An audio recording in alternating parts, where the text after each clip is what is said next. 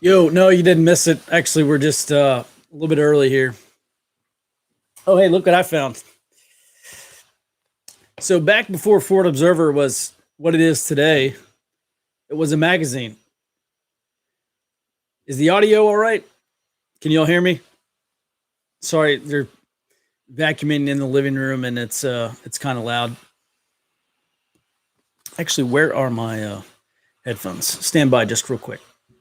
Hey, let me know if you can hear me. I can't obviously hear myself through YouTube. Okay, good. Cool. All right. All right. So, hey, yeah. So before Ford Observer was an intelligence services company, we produced a magazine. And this is from the fall 2014, or sorry, fall 2015 version. And there's a lot of interesting stuff in here. It's always funny to go back and read what you wrote, 6 years ago, 6+ years ago. I mean, it's all on point still, but it's just funny to review. That's like a snapshot in time. And I found a whole box of those. You might see these books over here. Listen, I had some boxes in a friend's warehouse that I went and cleaned out over the weekend. And there was a bunch of books in there. And there are a few more boxes other than just these. And, you know, I tell you one, I don't have anywhere to put them. I'm running out of places to put them. And also have to read them, and I'm trying to work my way through those right now. All right, well, hey, I got a lot of stuff I can talk about, but let's talk about questions. Can I help anyone with anything? You got questions about intelligence, about community security, any questions at all about anything? I just taught last weekend. I taught the area study workshop. It seemed to go well. We had some students in there working on their area studies, and I took them through the process step by step, helped them with some of their questions and concerns about really locale specific stuff. Today's episode is called Thursday Q&A. So if you have any questions, let me know. Happy to answer them. Let me check Instagram real quick because I posted a thing on this. Maybe somebody posted their questions here on Instagram, and if so, I will certainly answer them. Let's talk about the border. Okay. You know, so actually someone emailed me about the border, about what was really going on. They have a friend who used to work for Texas Department of Public Safety. And I don't know. I don't live near the border. I don't live close to the border. I don't really pay attention too closely to the border in general. I mean, it's not really my AO. The word on Gettysburg. Yes. In July, I think it's July the 9th and the 10th, or maybe the 10th and the 11th, whatever that weekend is. I'm going to teach a 2-day tactical intelligence course in Gettysburg, Pennsylvania. And then one of those days, I haven't shored this up, but one of those days, either on that Friday or maybe Saturday evening, because it'll be in the summer and the sun won't go down till a little later. We're going to do a battlefield tour, and I have a couple books I need to read. Actually, one is about intelligence surrounding the Battle of Gettysburg. I'm going to read that book before July, and then maybe we can talk about some of that stuff. And I've been to Gettysburg once before, and it's just a brutal, the battle that happened there was absolutely brutal, man. It really does just make you want to cry thinking about how many people lost their lives. You know, Pickett's Charge, especially whatever Alabama regiment that, you know, they said that, I forget, was it Little Round Top, or I don't know, one of the hills out there, this Alabama regiment, infantry regiment, just went wave after wave of failed attempts to try to take this hill. And they're literally stepping on dead bodies in all of these charges up the hill. Man, just brutal. I really cannot even imagine being involved in something like that. So yes, we are going to go there. Gettysburg, Pennsylvania. It's in July. It's going to be up on the website very soon. Also, on the, I think it's the 20th and 21st, I'll be in Salt Lake City, Utah, teaching a 2-day tactical intelligence course. If you're in the Salt Lake area and you would like to join us, certainly would like to have you as a student. Probably would like to have you as a student. Yeah, the 20th and 21st, Salt Lake City. I've got some more courses coming up. All right, let's get into some of these questions. Just talked about Gettysburg. Scott says he's abandoning his home in New York, cramming as much as he can in his car and driving to Oklahoma to relocate. Okay, yeah, Oklahoma is definitely an improvement from New York. In building a mutual support group, vetting who you bring in and keeping them gainfully employed towards the goal, how do you do that? Ruben asks. Okay, well, let's look at what happens in the Army. Well, and it's not just in the Army, it's military-wide, it's also government-wide, especially on the intel side, civilian intelligence side. I'm not recommending that you have classifications, but let's think about access to information as a certain classification, right? So when anyone, like where I live in Brazos Valley in Texas, anyone can come to a meeting, right? We've had trainings on stop the bleed, active shooter kind of classes. Anyone can come to that meeting and get access. And we get to know them. And that's kind of like a first phase of vetting, but those people aren't coming to our private meetings. I'm not inviting random strangers into my home. We're not talking about anything beyond that training. And so really, I think that's a good first step, right? That would kind of be the open phase. Anyone can come to the training. And then beyond that, maybe you have someone lives close to you, right? And so obviously interviews, you might be able to treat some of that stuff kind of like a job interview. Maybe you meet for lunch. I know some organizations are like pretty militant about vetting. You got to fill out a form. You got to, either show that you have a license to carry, i.e. you passed a background check, or, they'll do background checks on you.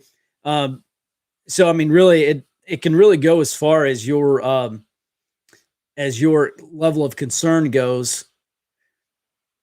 In terms of keeping them gainfully employed, I guess I don't know what you're talking about. But look, vetting is, there are some ground rules for vetting, and I'm not like a super big expert on vetting.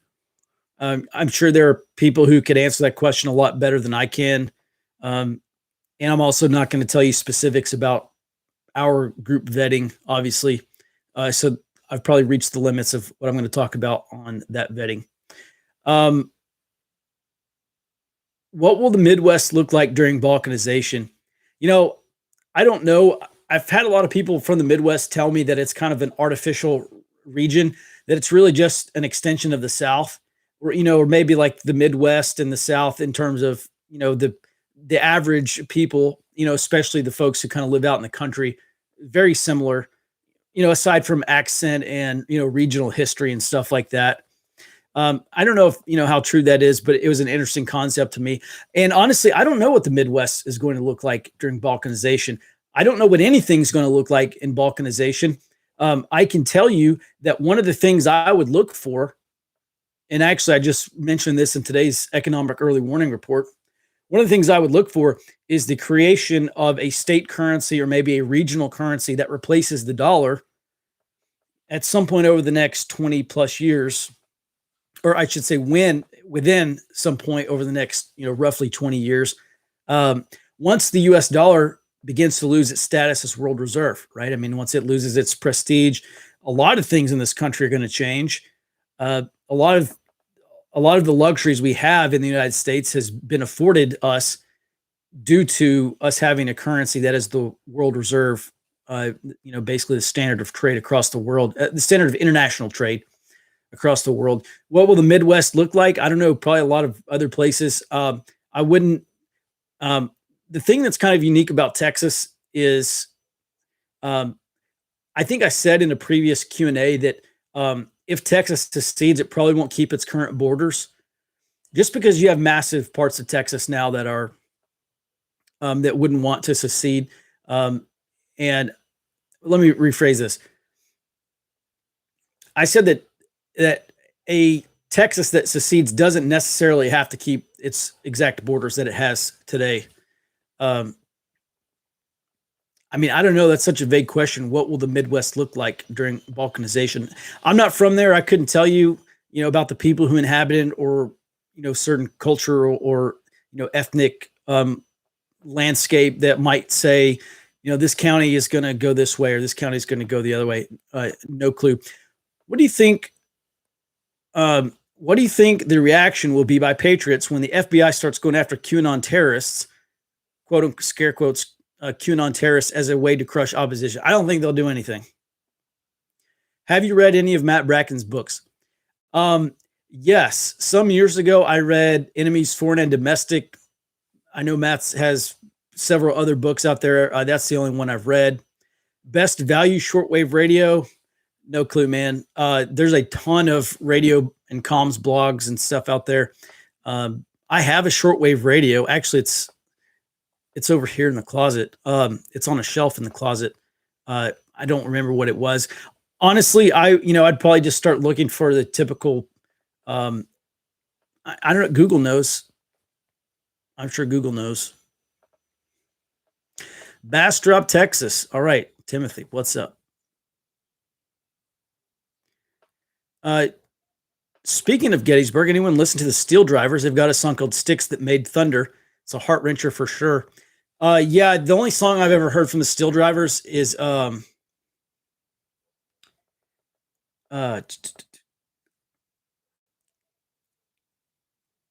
it. I could sing the song. I don't recall what the name is. Basically, it's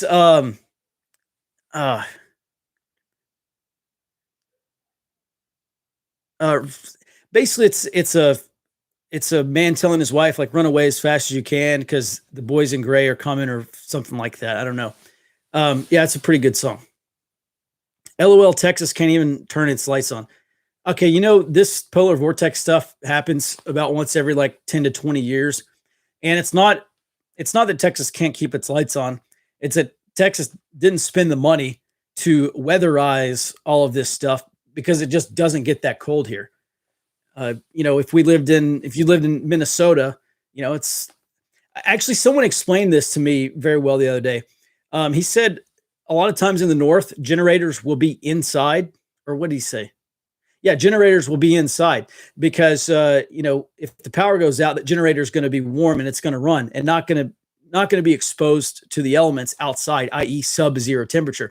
Well, here in the South, all our generators are outside, so they're exposed to the elements, and so that's another reason why I think some of these people and a lot of people in Texas had problems, is because well, it's a low frequency event. This stuff literally happens once every 20 years. Let's see here. Is a shortwave radio worth it? Yeah, I don't think shortwave. I think I bought that one for maybe like $50 or something like that. It was less than 100, but yes, it is worth it because in an emergency, I'm going to, especially if there's a power outage, right? And there's no cell, no internet, none of that stuff. Yeah, I'm going to flip on that shortwave radio and try to pick up what I can. Try to pick up, broadcasts from other parts of the region, maybe even BBC World Service. If it's something substantial enough is going on, I would expect to hear about it through some of these international news radio programs. So yeah, absolutely.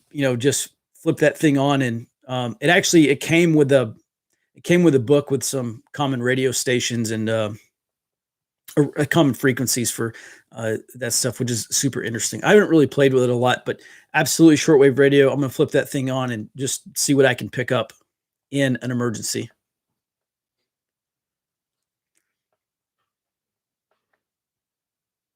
What do you see happening with personal debt in a hyperinflation scenario? Yeah, that's a great point. I'm not a finance guy, and I'm probably not the best person to ask that, but I imagine a lot of people will just stop paying at that point, paying anything. I know a lot of people have said having debt is actually better in in an inflationary environment because, if you get cost of living pay raises, or the dollar denomination of your debt does not rise, although your wages might rise. So basically, you'll be getting paid inflated dollars, but you'll be paying down the, a lesser number of dollars. I don't know, man. I don't know what's going to happen. I've actually thought about that. If the United States does balkanize, and I think history shows us that's probably it's a likely scenario. What will happen to deeds? What are going to happen to the stock market? What's going to happen to these countries that run across these companies that run across the country? I've thought about that in Texas. If Texas starts threatening secession, I don't think we could pull it off anymore, but let's just say we could. What does Toyota do? What do these companies that are based in Texas do? Man, I don't know. I really, really don't know. Ruben asks, thoughts on Texas and Florida governors basically and literally telling Biden to F off.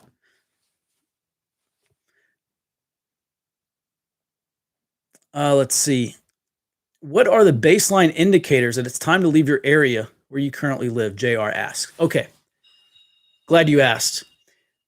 Back in like 2017 or so, I made what I call an area assessment tool, and it really is an index.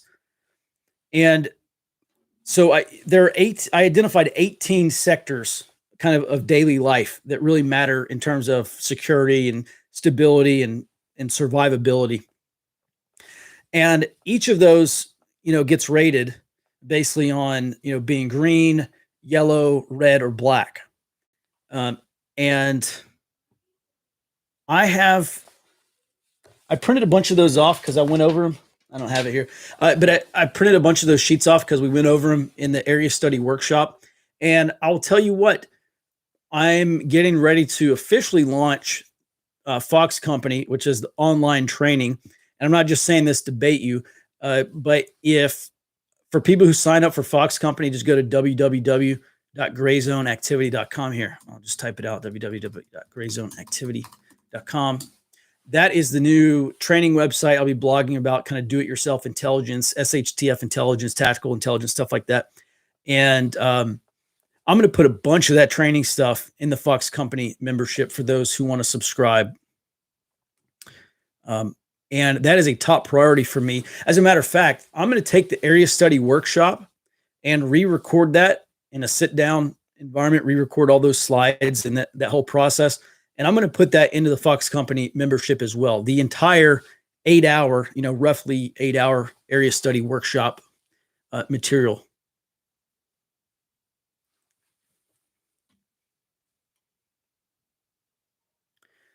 Boris says, thinking about subscribing, what tier of service would be best for those interested in geopolitics, economics, and social trends, which would be good to learn to bake? Okay.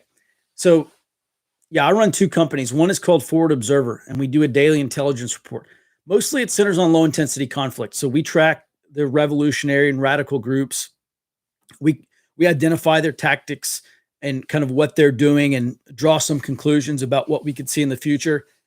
I can tell you, we've seen a lot of traditionally early-stage insurgent activity. We've been calling it proto-insurgent activity because they haven't actually reached they're not yet, at least, planning for an armed takeover of government, even though they have tried to do it basically non-armed violence. So like in Portland and other places.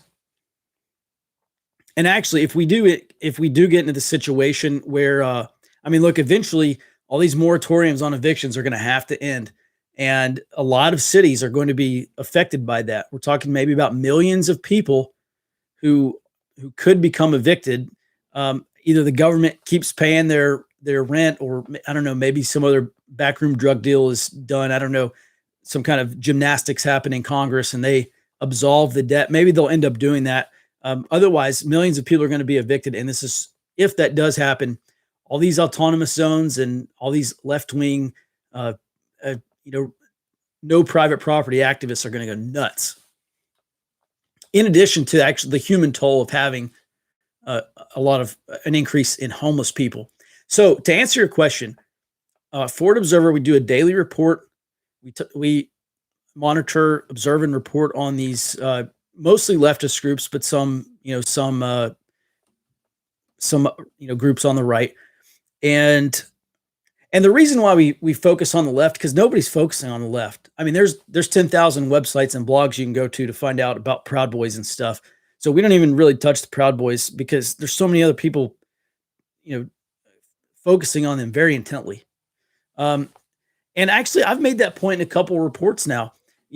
We've heard for weeks, for months on end, we've heard about the dangers of white supremacy, and there's a white supremacist behind every corner. He's waiting.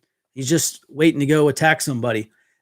Meanwhile, we have the Youth Liberation Front, which is a revolutionary leftist group, planning violent protests, or not even violent protests, but violent demonstrations this weekend.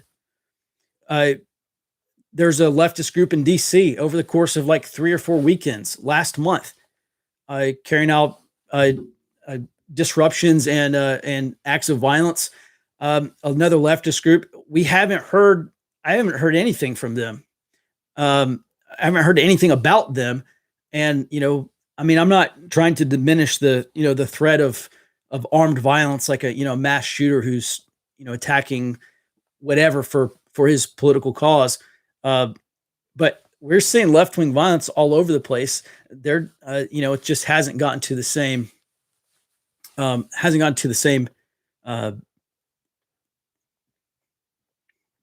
what's the right word? It just hasn't been the same so far. A lot of these leftist groups, they are arming up, but right now they're, and in some cases they're showing up armed to protest. But I just think it's perceived differently. So the whole point is we don't cover a lot of these right-wing groups because there's so many people with their hair on fire covering them anyway. On Thursdays, I do an economic early warning report and, talk about the shifts that I see, especially in terms of monetary policy. Inflation's going to happen. The question is, do we get to hyperinflation? I provide my thoughts on that. Week to week, we look at the loss of the U.S. dollars or world reserve status. We look at inflation, the risk of hyperinflation. We look at economic instability. There are financial bubbles. Economic bubbles all over the place. It's going to end in tears. Nobody knows when this is going to run out, but eventually it will. The bubble's going to burst, and it could create another financial crisis, which is exactly what this country needs. That's Forward Observer. Now, if you actually want to learn intelligence, if you want to learn about intelligence gathering, if you want situational understanding, subscribe to Forward Observer. It's just forwardobserver.com. Here, I'll grab it for you right here. If you want to learn how to actually do local intelligence for emergency preparedness and community security, then go to www.grayzoneactivity.com. All right, let's see. How can I mount a bayonet on my 300 Wooden Mag? Bear Independent asks. Yeah, that's a great question. I honestly don't know, but I know a guy who does. Again, that's not my forte. Oh, duct tape. Yeah, obviously duct tape works. All right, let's see here.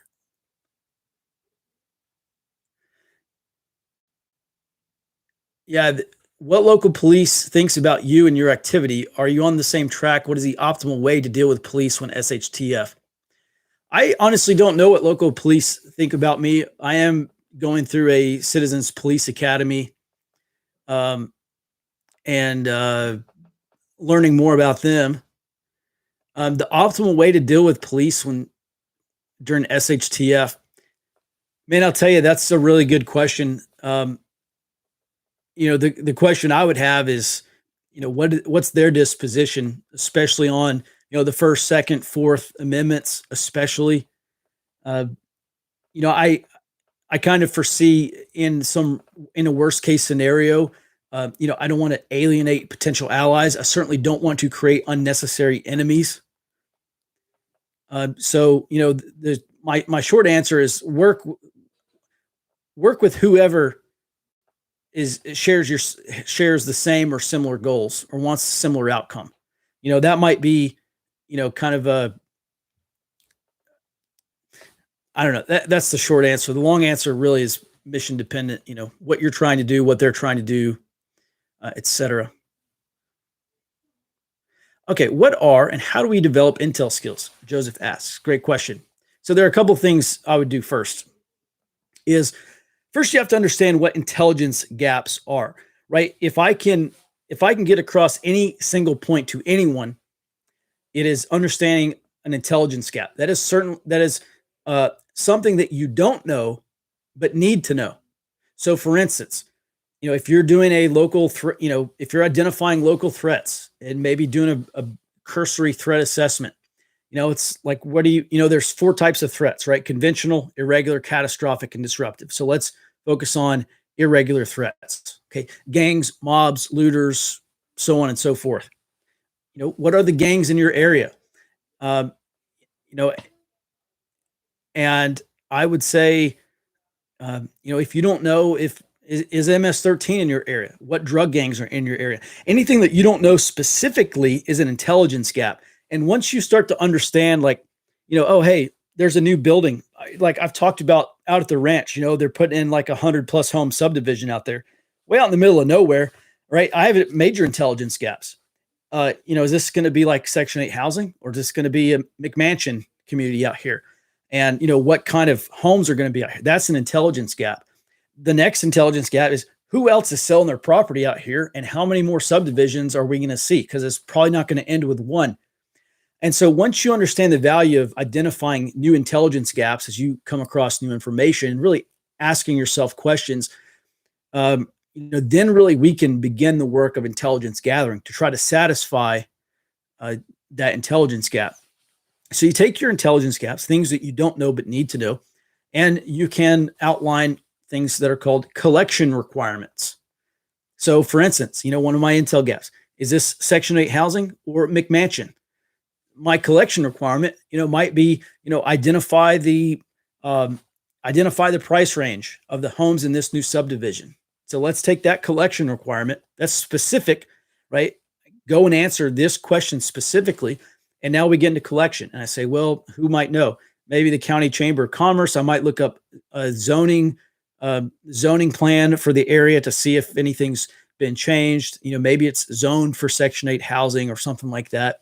At these places, there's almost always a big sign out there with a construction company. So maybe you call the construction company up and you say, hey, I noticed you're building a new subdivision out here on, Highway 69. And, can you tell me a little bit more about that? And maybe they can give you some information. Maybe they can't. I might start calling up realtors or local real estate. Who's going to be listing these homes? Maybe there's a builder that's already lined up. I can just get on Zillow and start looking in the area, and maybe some of these pre-builds are listed already. That it will tell you. So in terms of how do you get started with intelligence, identify your mission, right?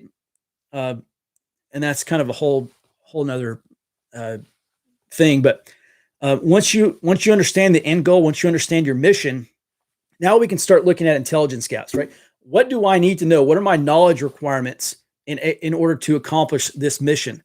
And then once you have your intelligence gaps, you start stating very specifically what pieces of information you're looking for. Those become collection requirements. And then you go collect. And then once you've collected that information, traditionally in the intelligence cycle, you report that information back. For us, you're going to be reporting it to yourself. You're probably your own collector and your own analyst. And then you take that information, you produce intelligence, you start to draw conclusions. Let's say it's Section 8 housing. This is not a value judgment. I'm not saying those people are bad or that those people are criminals, but statistically, there's probably a much higher rate of criminality, people who live in that community than the ranchers who are in that area. So what is that going to do to property crime? Now I arrive at some conclusions based on what we know. And now I change my plan accordingly. Or maybe those are McMansions and doctors and lawyers are going to be driving an hour into work or whatever, and they're going to live out there. And so, in terms of analyzing that layer of my operating environment. Now, what does that mean? How is that going to affect my security? What changes do I need to make to my preparedness now before any homes go up? I have a good idea of what to expect out there now, and that really is the work of intelligence. The value of intelligence is being able to reduce your uncertainty about the future. And so we want to identify our intelligence gaps, gather that information, put it all together, figure out what it means, make some sense of it, maybe even draw some conclusions about how this could affect us in the future. And you're intelligencing at that point. Great question. More questions like that. How do you see, oh boy, let's see, I just lost it. How do you see narco cartels affect border security during SHTF? Well, I can tell you one thing they're doing right now. They're pressuring ranchers off the land around in the border region of Texas. They're buying these ranches and they're pushing the border 1 mile, 3 miles, 5 miles north. And, obviously that gives them a great amount of leeway now to do whatever they're doing across the border, running drugs or people or whatever. So that's one way. And, there have been guys out there that talk about how much of a problem drug cartels are going to be. And yeah, I mean, obviously in some situations, I easily see that. Actually, I was just thinking about this the other day. I was reading an article about the worst city in Colombia, not the District of Columbia, but the country. The worst city where gang violence is like at an all-time high. And they're just straight, they're just killing people, kidnapping people, just people disappear, and cartels got them, or the drug gangs or whatever got them, and you never see them again. And, I thought, well, what happens if we do get into a period of instability that actually leads to scenarios like that? And one of the problems that they had is that the cartels and the gangs out there, they were monitoring the local community. And if anyone ratted them out, if anyone complained, if anyone got on social media and started talking about them, like they killed a bunch of journalists who were asking questions and trying to gather information. And, the question is, it's like, how do you fight an organization who is far more ruthless than you are willing to be? And Colombia hasn't figured that out. Mexico hasn't figured that out. El Salvador, Guatemala, Honduras, none of those places I don't think have really figured this out, because they can't be. I mean, some of them certainly can. Certainly some of them can be more ruthless or as ruthless, but you can't just go around indiscriminately killing civilians when you're trying to go after these bad guys. Now, obviously, sometimes that does happen. There's collateral damage, but you arrest or you kill one of their guys, and then they go kill 10 citizens. Right? This is the problem that the Chetniks had in Serbia when they were fighting against the Nazis. They would go and assassinate or go ambush some Nazi patrol and kill 2 or 3 or 5 or 10 of these Nazi soldiers. And then the Nazis would come in and they went to entire villages. One day they killed like 3,000 Serbs, just literally rounded them up, shot them all. And they said, the next time a Nazi soldier dies, we're going to go out and we're going to kill 100 civilians. We're going to kill out 100 Serbs, your people, your countrymen, including women and children. And actually Mihailovic, who is the leader of the Chetnik Serbs at that time, it actually caused him to quit. He said, look, I'm not going to bring genocide on my fellow Serbs just to go kill a few Nazis. And so that is one concern that I have. Obviously, cartels will be way more ruthless than most are willing or prepared to be. And cartels and gangs, they have a lot more experience killing people indiscriminately. So that's just one of those things. It's like, I remember being in high school, right? And the dare officer from a nearby city, a city with a bad gang problem in high school, came and talked to us. And he's basically telling the school administrators, do not let gangs or any kind of gang activity get established in this school. Because once it's established, you will never root it out. You will never root it out. It's kind of the same way I feel about a lot of the things that concern me about SHTF. Next question. Thoughts on civilian drones for gathering? I know S about F concerning drones. Me too. You know, buying a drone is something I've been looking at for a long time. The value of drones brings. I'll give you a real world scenario, right? So back in 2018, we were supporting the Cajun Navy in North Carolina. Basically, we're providing intelligence support for them to their search and rescue teams. And this guy got on Twitter. He's actually a city council member in Lumberton, North Carolina. And he says, "Oh, the dam is breaching, and there's about to be this tsunami of water." Now, I don't remember if he said that or if the news picked it up and started talking about a tsunami of water, but that was the message that a lot of people were getting. And I saw that because we're obviously monitoring everyone in and around the city of Lumberton on Twitter. And I remember seeing that and thinking, I don't remember seeing a dam in Lumberton. Like I did the work, I was involved and did some of the work, the intelligence preparation of the community workup for Lumberton. I don't remember seeing a dam on the critical infrastructure overlay.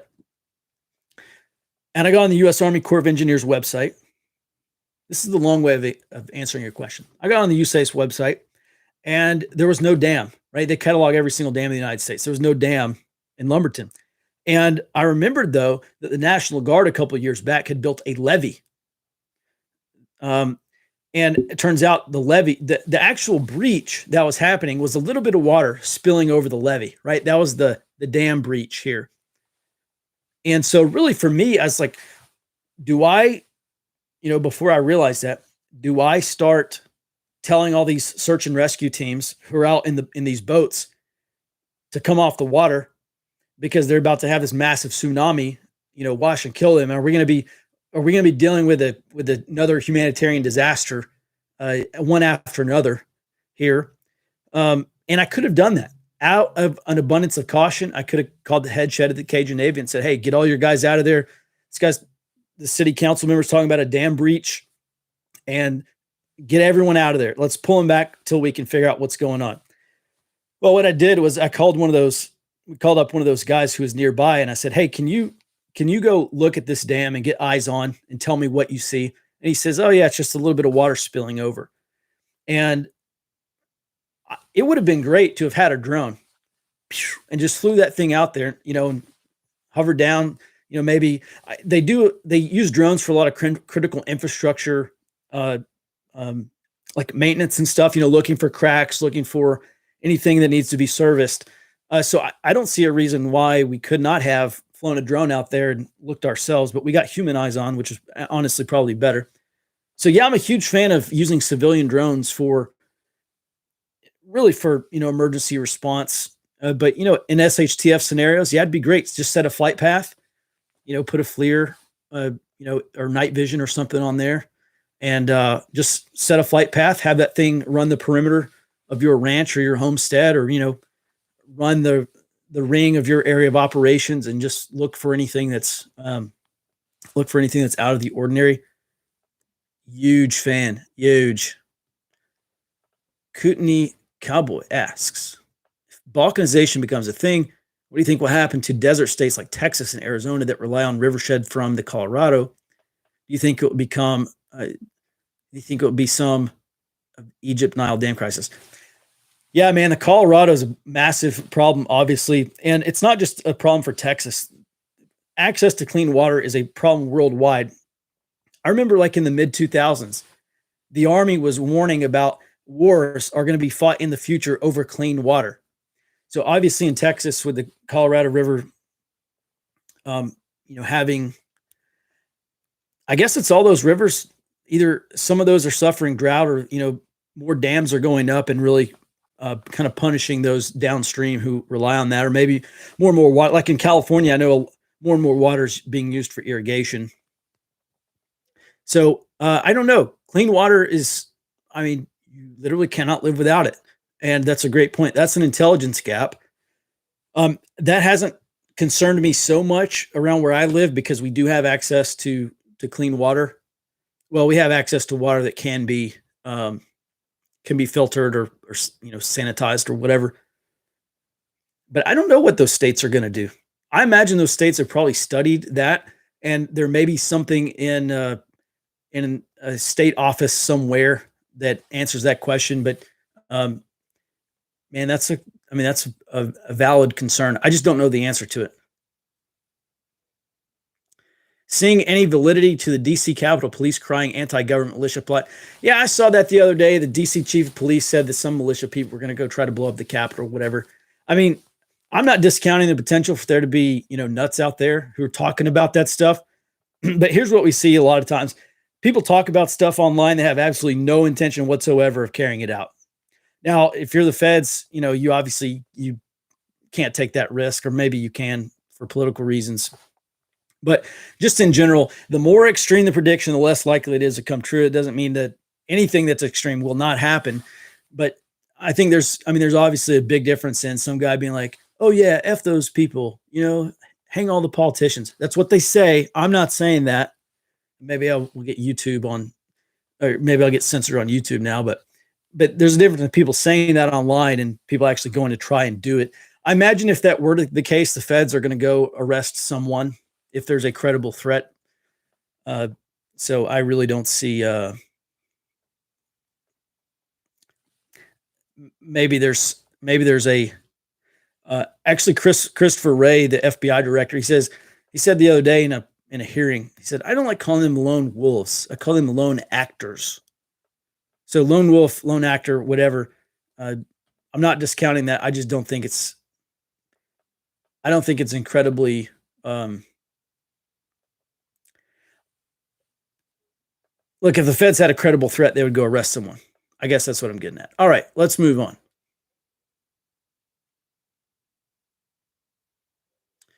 All right, lots of people from Bear Nation online in this chat. Hello, Bear Nation. Space Force deployment. Bear Nation has a Space Force too. That's cool. Have you thought about doing an online version of your training? More so coming from the aspect that not all of us can get to locations. Yeah, man. So I have had several online courses up. I've like the area intelligence course, and we've done area study live, which is like a 4-week live course with me where we go through the area study. I'm going to put the area study workshop online. It's going to be over at grayzoneactivity.com. That's the new training company. And the area study workshop is going to be online. I'm going to take the area intelligence course. I'm going to take this new area study workshop that I've been teaching. I'm going to marry them, and they're going to have a baby, and I'm going to put that online for everybody. All right. Apparently Bear Nation is about half of YouTube. Let's see here. Okay, a great question, Steve. How would we counter the unmanned drones above us? Look up after dark, people, you're under 24/7 surveillance. Okay. Actually, yeah, I remember being in Afghanistan looking up, and yeah, there was like a predator. I mean, it was like circling the fob basically for Overwatch. But yeah, I remember looking up and being like, oh yeah, that's a predator drone. So a couple of things. Some of these drones are, and some are not going to have basically the transponders, the ADS-B things, or whatever they're called.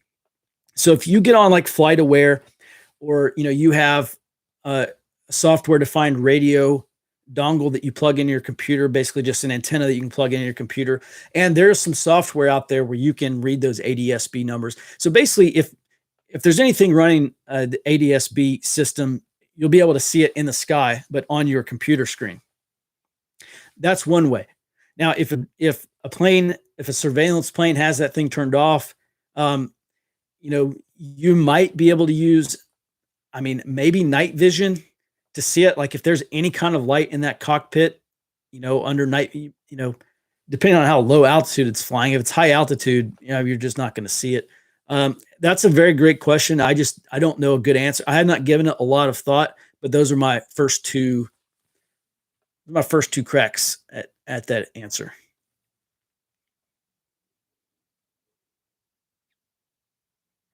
Yeah, intelligence preparation of the battlefield. Going way back. Now, here's the thing. I've taken intelligence preparation of the battlefield and build a community version of that called intelligence preparation of the community. Well, thanks, Bear. I appreciate that. Bear said you were on and to get our asses over here. Well, thank you. Thanks. I appreciate it. Yeah, if y'all have any questions about intelligence, security, I can answer these hypotheticals and maybe you'll like my answer, maybe you won't. But if you have an actual question about, hey, human intelligence, how do I get started in doing that? Or, what are some basic SIGINT tools? Then, man, I can talk about that stuff all day and I don't have to offer you my opinion because I'll tell you a real world story about how we have used that in some shape, form, or fashion in everything that we have done stateside. All right, let's see here. I am looking for some more questions. I got lost here.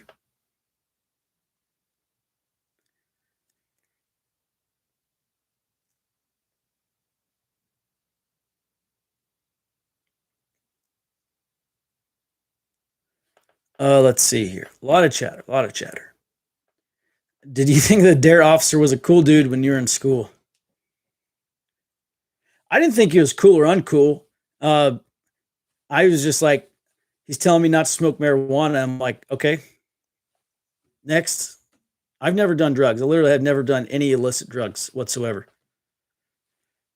And mostly because I had a security clearance and I was either given regular drug tests or had my behavior investigated.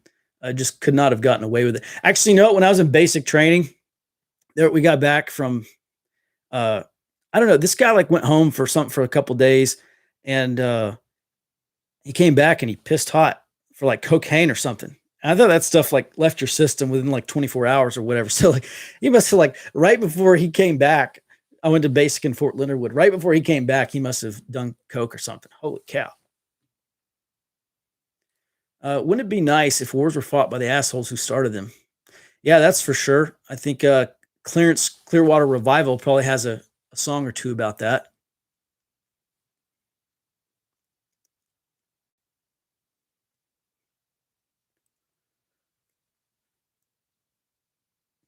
Ruben says that cartel question was good. They widely operate now. Imagine destabilized area without rule of law. Here's what really concerns me about cartels, right? They have lots of money. And so paying someone $50 a day, $100 a day, $500 a month to go do something in areas where there is literally no economic opportunity, you're either starving, stealing, or I don't know, working for the cartels. I mean, just imagine how many part-time employees you'll have in a without rule of law scenario when a cartel has lots of money, or they have the ability to steal things and redistribute them to you if you'll support them. And that's one reason, that's why I've talked a lot about warlordism, because in a lot of places, like you're either serving a warlord so you protect yourself, right? I mean, basically that's how we got into feudalism in the first place. You had these knights rampaging all across Europe because nobody could defeat them because they had a suit of armor and a sword and a horse. Maybe like I once heard that's today's equivalent of about $100,000. So who had an extra $100,000 to buy all that stuff? And so basically you had a bunch of peasants that said, hey, I don't want to be killed. I don't want to be whatever. If you'll protect us, protect us. And the feudal lord says, okay, you work my land, you farm for me, and you can feed your family. You give me some of it, and I'm going to offer you protection. Well, we're basically getting into neo-feudalism. I actually just finished that book, Leo Kotkin's Neo-Feudalism. Highly recommend it. Fantastic book. And I started reading it like last year, and then I was like 2 or 3 chapters out. I finally just finished it, but very good book. Yeah, look, cartels are about making money. Okay. So the real question you have to ask yourself, it's not just about making money, but that's basically their center of gravity. Well, I wouldn't say that's their center of gravity. Here's my problem with cartels, is how are they going to make money in a without rule of law scenario? And if they don't make money, how are they going to sustain themselves? I got my mic right here. How are they going to sustain themselves in a without rule of law scenario? And there literally is no good answer that you want to hear for that question. That's why community organizing is super important. If you build a neighborhood watch, you build, civic community, civic or community groups now. You start networking now. Defending against other warlords is going to be easier in the future. Let's see.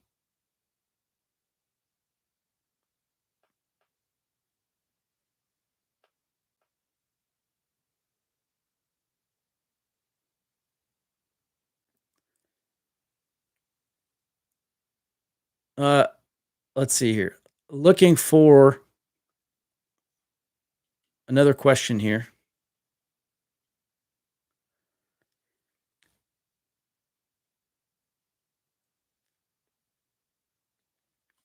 Lots of Bear Nation. Lots of teddy bears on the screen. And again, thanks, by the way, if you're from Bear Independence channel and you're still here, thank you for watching. Give me a question about intelligence. Let's talk about human intelligence. Let's talk about intelligence gathering, analysis, battle tracking, whatever you want.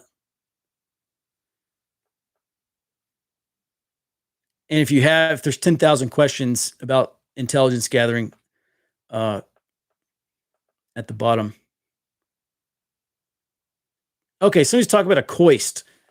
Now, that was after my time in uniform, but I was a contractor in Afghanistan working with a coist, a company intelligence support team or something like that. So here's what happened, right? And the Marine Corps, they had their version, or the Army had its version, whatever the coist is.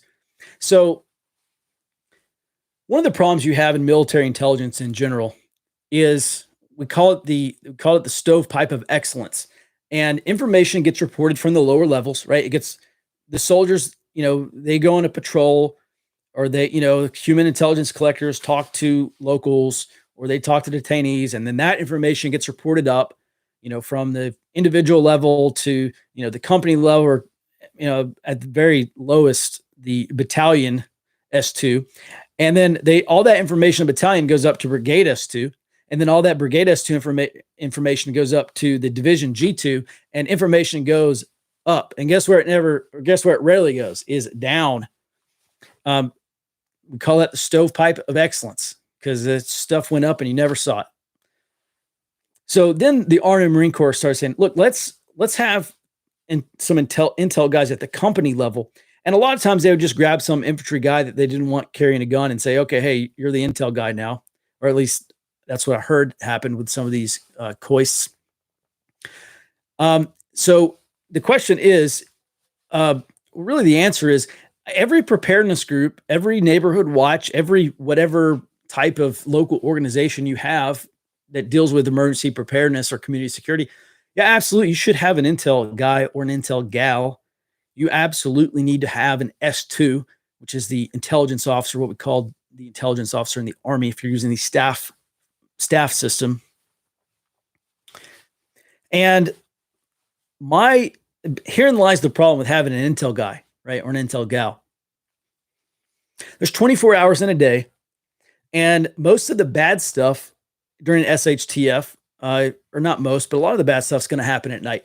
So during an SHTF or a disaster or an emergency or whatever, you're going to need 24/7 support. Well, if you have one intel dude, then that's obviously a non-starter, right? So you got to have at least two running 12-hour shifts. And if one of those gets injured or gets sick, you're back down to one. So really what you need is an intel team, or maybe even an intel cell. Because I'll tell you, when we battle track these riots and stuff, there's no way one person could do that, right? We're struggling to keep up with having a team of people, like 5 or 10 dudes. When we battle tracked Ferguson, I think there's 8 of us, basically 8 of us who stayed the whole night. And it was even tough then, just because there was so much information coming out, and it was just constantly on to the next thing, on to the next thing. Maybe your op tempo is a lot lower than that. Especially if you live, golly, I keep hitting this thing. Sorry. Especially if you live in, more rural area, i.e. not the city. And maybe you can get by with, having maybe one intelligence officer and a couple of part-time people, to help out. And maybe you can absolutely do that. But I'll tell you, trying to talk to people, to gather information, listening to the police, basically doing rudimentary signals intelligence. If you have a drone, obviously that's another person you need. So we're talking about a lot of hats that are going to have to be worn by one person, which really is why you need, I mean, depending on your area operations, on the operational tempo, I would say 2 or 3 at a minimum is probably a pretty good intel signal for a rural area. There's a really great quote, actually is my favorite quote. It's by Jack Welch, who's a former CEO of GE. He says, when change on the outside is happening faster than change on the inside, then the end is in sight. And he's talking about GE as a corporation, right? Because they have to be working on 15 years. They have to be working on things that they're going to produce in 15 years from now, right? And they have to keep up with consumer demand, and they have to keep up with industry trends, and they have to look at what their competitors are doing. What's the latest thing in refrigerators? And if GE makes a refrigerator that doesn't have this latest and greatest thing on it, well, they're going to sell fewer refrigerators. And this is exactly what Jack Welch is saying. When things on the outside are happening faster than things on the inside, then the end is in sight. And it's easily applicable to an SHTF situation. If stuff out there is happening faster than you can keep track of it, then the end may very well be in sight. And this is why intelligence gathering is so important. We can't be everywhere at once. We're certainly always going to have blind spots. We're always going to suffer from the fog of war, but you don't need a 360-degree blind spot, right? We need people, because a person is, I'm not trying to reduce anyone, but that's a set of eyeballs and a set of ears, right? And a mouth that can talk to people and gather information and see things and report things. In the Army, we said every soldier is a sensor. And in your community or in your preparedness group or whatever you have, every member or every community member is a sensor. And if I'm not organizing these people to either passively or actively report information to me during an emergency, then I am simply not doing my job. And we run the risk of mission failure. By the way, mission failure is not just, press the reset button on your Xbox or whatever. I don't even know if Xbox have reset buttons, probably not anymore. But, we're talking about maybe the loss of life by not being able to keep up with this in a worst case scenario. So intelligence, super important. How would you prepare against cartel/opposing faction intercepting communications?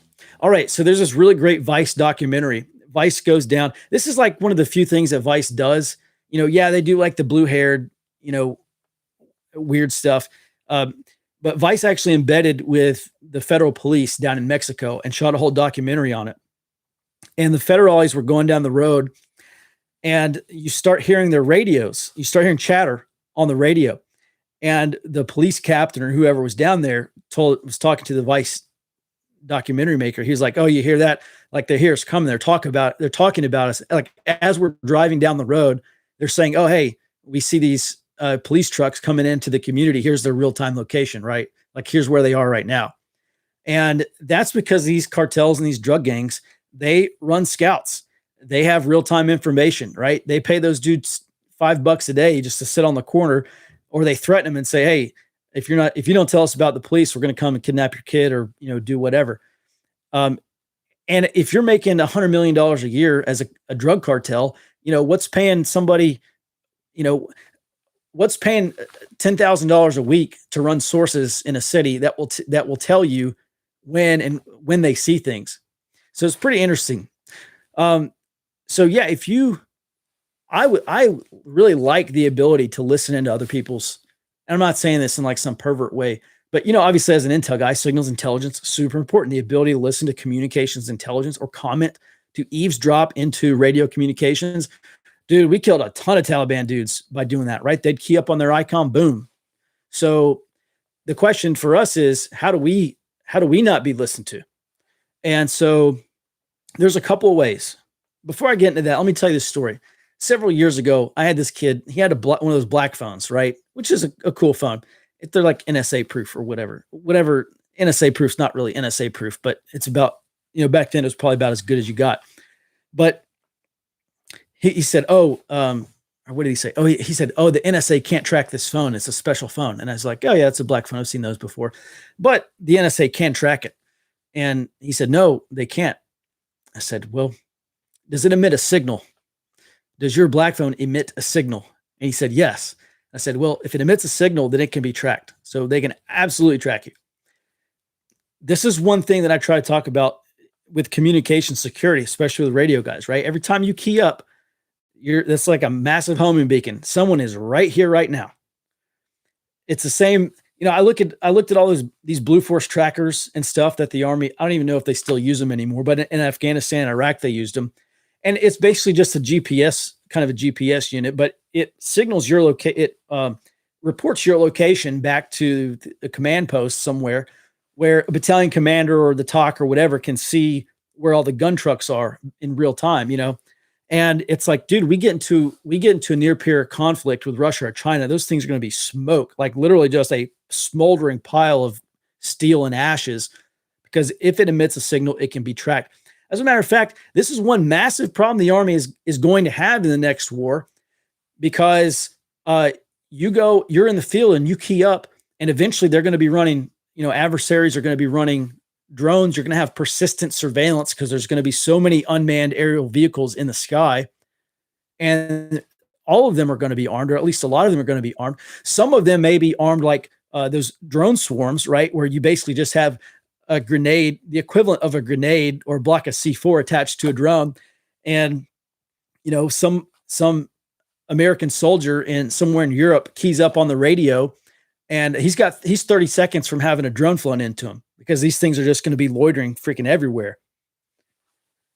So yeah, it's a massive problem, right? The Army's trying to work their way through this problem. How do you keep, not only that, just with all these unmanned aerial vehicles, you're going to have, you're not going to be able to patrol in large groups. Like if we get into a near peer conflict, let's just say with Russia, right? The second that you're spotted by a drone, you're going to have ordnance, either artillery, cruise missiles, whatever, right? That stuff's going to be launched almost immediately, and they're going to be able to pinpoint your location through these unmanned platforms. So, I would just say there's a couple of things that we can do to prevent our radio communications from being listened into. There's very little we can do. We might be able to use terrain masking to, mask a signal or something like that. Obviously use brevity codes, keep your transmission short. Every time you key up, you're exposing your location to signals intelligence. Even if they can't listen into you, they can still see, oh, someone's transmitting from here. We can't, let's say these radios are encrypted. We can't hear into them. We can't break their encryption in real time. But we do know, okay, what's that an indicator of, right? You see a signal pop up on the screen and it's encrypted and there's no feed, right? That like that's a high tech someone out there. So either it's somebody working for the railroad or whatever, or it's an American soldier. And, in that case, they're going to call artillery in on them, like pretty much immediately. So there's some radios out there, like the Motorola DTR 550s. And I don't know that they make 550s anymore, but 650s and 7, whatever iteration they're on. They're not encrypted, but they do have frequency hopping. So, that's not a long distance radio. That's, like a homestead or ranch or kind of a team radio or intra-team communications radio. That's going to prevent someone like me in most cases from listening in. I got this radio. Here's my little SIGINT pouch here. And I literally just taught a class on this, which is why I had it handy. So this little radio right here, they don't make it anymore, but they do make several different versions of it. It's a Uniden Bearcat. Let's see, BC is in Bearcat, BC75 XLT. It's this radio right here. And this thing's pretty cool because, okay, that's always a good sign your radio turns on. It has a thing called close call. They call it close call technology. Whistler, the radio company, has something similar to this. I don't remember what it's called. But this is the Uniden, UNIDEN Bearcat BC75 XLT. They don't make this anymore.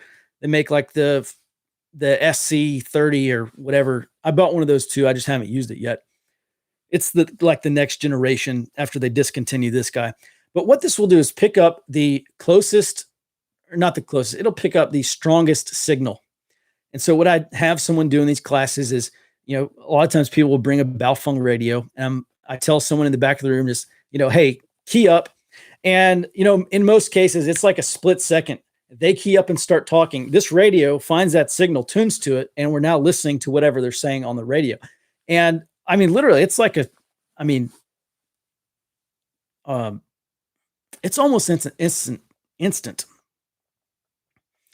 Or I should say, I guess it's almost instantaneous.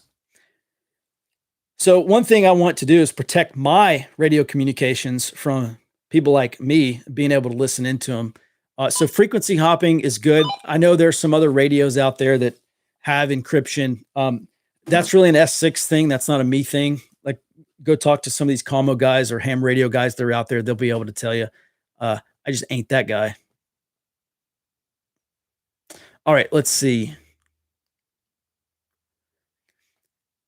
Why do you say get out of the U.S.? I never said, I guess that question is for me. I don't know. I never said really get out of the U.S.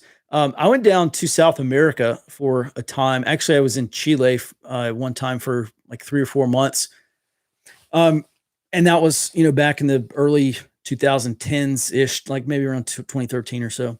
And I went down there because I was obviously concerned about what I thought was going to happen in this country eventually. I didn't know when it was going to happen, but I was then. I'm still pretty confident now that it's going to be dealing with just a massive S-storm of stuff here. And ultimately, look, I like certain aspects of Chile, cool country. They have their own massive problems, i.e. with socialists and socialism. They're actually rewriting. A lot of people think Chile is like this diamond in the rough of South America. And yeah, it is, because their police force is actually pretty decent. They don't have widespread corruption like you do in a lot of other South and Central American countries. But they have their own problems.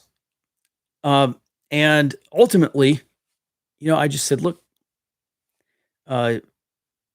in this country, we're afforded so many rights that I say we're afforded, and I really kind of mean that. Like, we really are afforded our rights, unfortunately. I know some people are going to take umbrage with that statement, but facts are facts at this point. Rights, you only have rights insofar as you can defend them, and unfortunately, we have a lot of rights that are being infringed upon right now, and they're not being defended. And bulk surveillance, I'd bet tons of money bulk surveillance is still happening, even though that is clearly a violation of the Fourth Amendment. But guess what? You're still getting collected. That's a whole nother topic. But I guess the point is, we have so many benefits. We have a great human terrain in this country. There are large parts of this country with incredibly defensive human terrain. We speak the language. We know the culture. That's a big thing. Getting to know the culture of a foreign country is very, very tough, especially in Chile, because they like speak street Spanish. I don't want to offend anyone, but it really is kind of like a ghettoized version of Spanish. So at any rate, there's just massive problems down there, right? You're one person down there. Unless you join an American expat community, what happens if you're robbed, right? What happens if something happens to you and you don't speak the language, and there's nobody you can call, and you don't have a base of support down there, and you haven't ingrained yourself into the local populace, so people don't know who you are. You may as well be a stranger, and oh, by the way, you're weird, and you don't speak the language, and you don't look like us, and you're not wearing our clothing, and so on and so forth.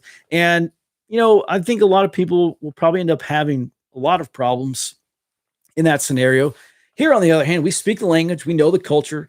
A lot of us are experts on our areas. We still have the right to own firearms, so on and so forth. We still retain the means of self-defense.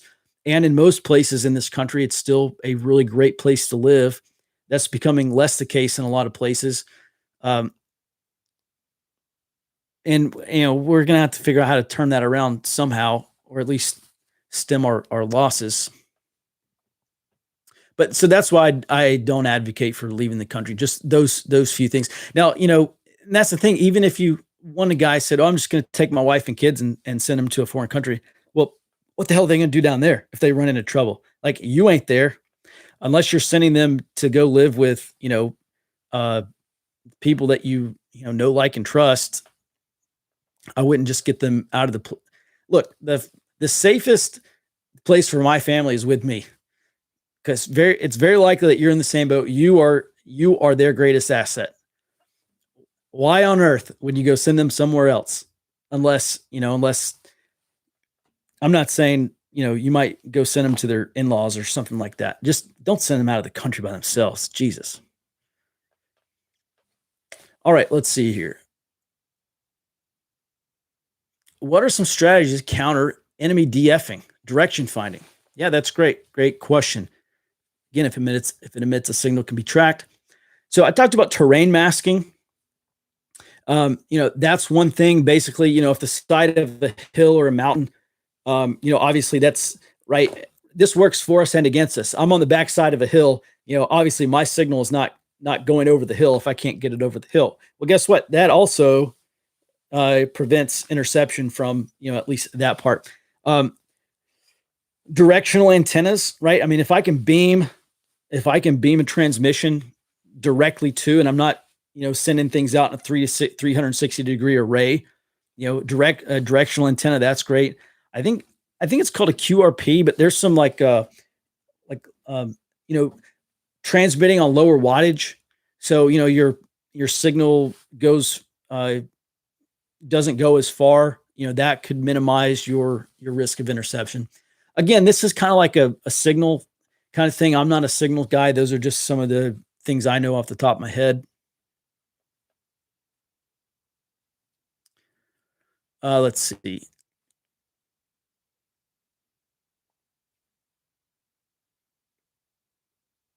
Looking for another question here.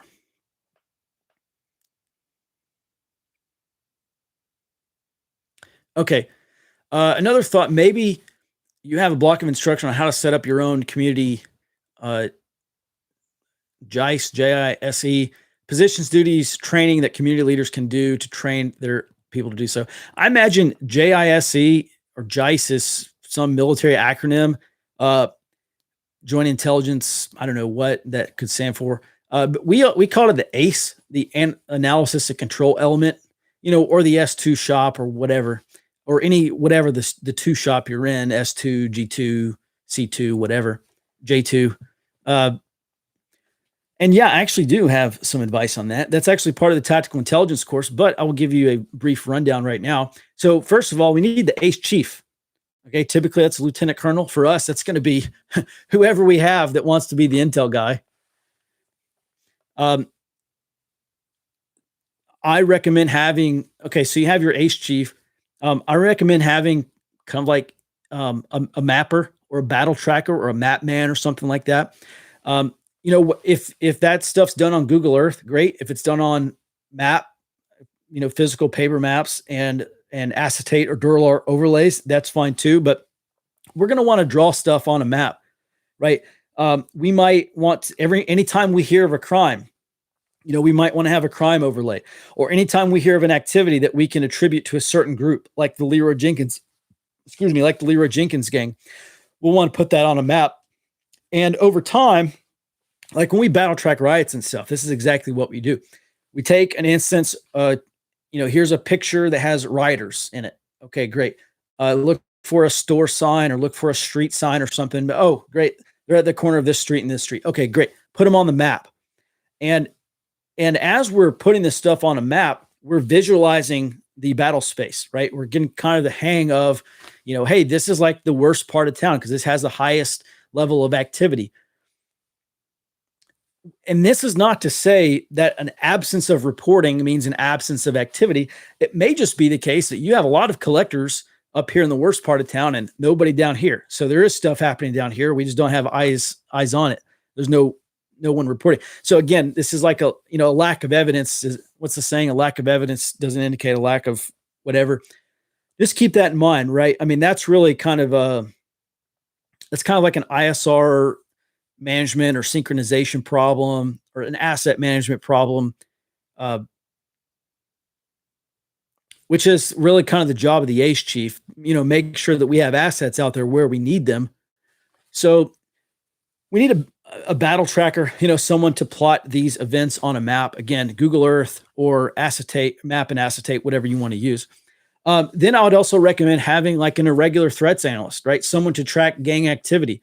We're mapping this stuff, but who's involved and who are these gangs and what are these gangs? What are the actual gangs in a without rule of law or SHTF scenario? Let's move. The map will give us kind of situational awareness, which is great. We need to move. The greatest thing about intelligence is that it gives us situational understanding, which is like, the second layer above situational awareness. And, now we can, if we have an analyst who can help direct collection, maybe we can answer, what gangs there are and what colors there are. And maybe we can have a new standing collection requirement. Take a picture and give us location or geotag, lat long, MGRS, whatever you can get us of where that gang tag is. Guess what we're going to do with that? Put it on a map, right? And now maybe we'll start to see like a gang's area of operations based on where their gang tags are. What happens if we start to see gang tags overlap, right? That may be an indicator of future violent activity. Maybe there's a gang war because they're going to be fighting over the same street corner, dealing dope or whatever. So we have to have some level of threat analysts there to make sense of all this stuff. Next, you might have an OSINT or open source or SIGINT section attached to an ACE. Highly, obviously recommend that. Somebody's got to be listening to the police scanner, because where are we getting all this information to put on a map? Yeah, open source intelligence, signals intelligence. If you have people who actually know what they're doing, you might have what's called a HARC or human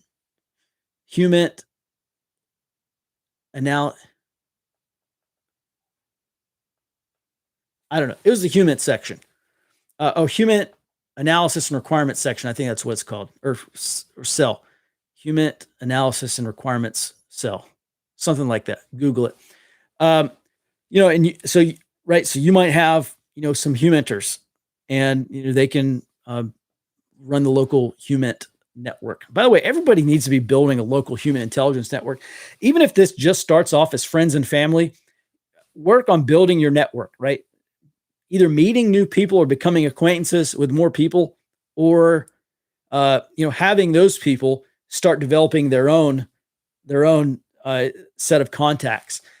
Because I think there's, in a lot of places in this country, if you live way out in the boonies, occasionally I'll get someone in one of my tactical intelligence classes and they just kind of sit there and twiddle their thumbs because they're like, oh, my nearest neighbor's like 5 miles away. Like, there is no human terrain where I live. It's just me and my wife. Okay, I mean, that's both good and bad, but so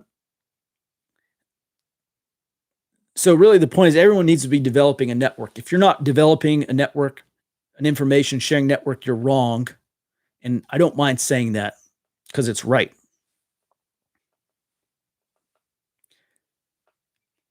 One thing I kind of recommended is maybe having like some kind of socio-political analyst, basically someone to keep track on what local government's doing. Remember, they're making the rules for you. We might need to keep up with what they're doing. A few other things that would be entailed in that. But basically what we want to have is we want to identify all the layers of the operating environment that are going to affect us, and just make sure that someone is monitoring for developments that might produce instability. It might produce threats. It might, developments that might threaten us in the future. I hope that answers your question. We just called the ACE, JISE. I don't know. I'm guessing that's Joint Intelligence Support Element or something. I don't know what that stands for. We called it the ACE. Concerning cartels, what are the chances they use bio or radioactive weapons along with poisoning drug supplies if the U.S. invades Mexico? Is that situation likely in the near future? Look, the Army's been saying that Mexico is a failed state or near failed state for, I don't know, 2 decades, like since I joined the Army at least. Uh, I don't know that we will invade Mexico. I don't. What we should have done is instead of invading Iraq, we should have helped clean up Mexico. Actually, you know what the very best part? There's that show Narcos, which is a great show. This DEA guy goes down to Colombia, uh, and he's down in Medellin, and he's like, oh yeah, why can't your country get these cartels under control or whatever? And the local police captain is like, it's the Americans buying cocaine. They're the reason why we have this cartel problem that we do. You know, if you want to do something about it, tell the Americans to stop buying so much cocaine. And it's the conversation is something like that. Really good part of the show. It really puts Colombia's problem into perspective. Um, as far as cartels using like CBRN stuff, chemical, biological, radiological, nuclear. I mean, I don't I don't see it. They just want to make money, man. They want money and power. And I remember there was some concern about foreign terrorist groups paying cartels to launch a terror attack or something like that. I mean, maybe. I wouldn't totally discount that. I just wouldn't think it's incredibly likely, but who knows? That's not my AO. That's not my job. Not the dude to ask about that. Let's see here.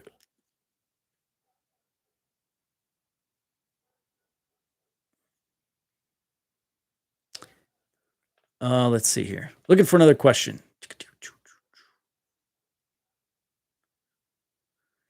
Oh, good. Just got the Bearcat 125. Oh yeah, the BC 125 AT. That is the next. It's not the next generation, but since they discontinued the 75, they are selling the 125 AT. Yeah, I call it the Bubba Finder. Yeah, it's great, great little radio for. I used when I worked in downtown Austin. I worked in one of the high rise buildings, and it was kind of cool because you could see them building these other high rises right next to you. And I would listen in to the guys. I'll just set that on the radio. I mean, I'd set that on the table with a little earpiece in. It's funny just like listening to the conversations. And sometimes when I go to a hotel and teach these tactical intel classes, it's kind of cool, like listening to maintenance talk about something. And, again, it's just right now it's for novelty. Eventually, I think we will be in a situation, or you may find yourself in a natural disaster or something where it's no longer novelty, it's a necessity.